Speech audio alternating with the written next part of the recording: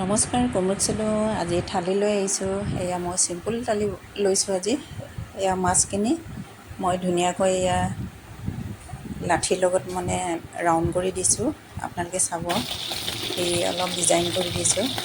এইটো মাছ আমাৰ মিচিঙত ডাংটেঙৰ বুলি কয়। আপোনালোকৰ ভাষাত কি বুলি কয় মোক কমেণ্ট বক্সত জনাবচোন। এয়া মই মাছখিনি ফ্ৰাই কৰি লৈছোঁ। বেছি মাছ খোৱা নাই, 5টামান মাছ লৈছোঁ। এইটো মাছটো মানে অলপ দীঘল, মানে অলপ ডিজাইন দি বনাইছোঁ।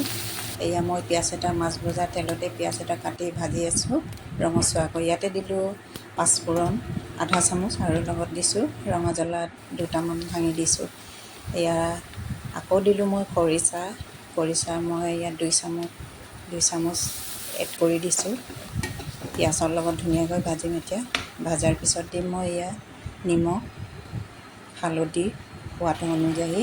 এইফালে মই অমিতা আৰু দালি, এটা আদা আৰু নহৰু দি কিনি মই বইল কৰি থৈছিলোঁ, সেইখিনি মই ইয়াতে এড কৰি দিলোঁ।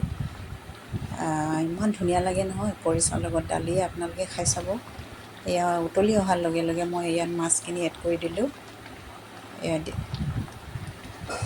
মোৰ ডিজাইনটো কেনেকুৱা লাগিলে আপোনালোকে কমেণ্ট দিব, লাইক কৰিব আৰু ফ'ল' কৰি দিব।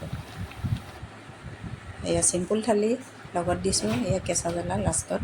এয়া গেছটো ল' ফ্লেমত দি কিনি মই ভাতৰ থালি ৰেডি কৰিছোঁ। এফালে ভাত দিলোঁ আৰু এই বইল অমিতা আৰু লগত আছে জলকীয়া, মাছ ফ্ৰাই আৰু পিঁয়াজ 1 পিচ, নেমু 1 পিচ।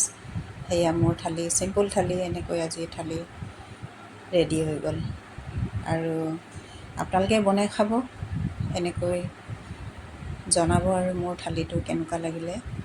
আৰু আজিলৈ ইমানেই।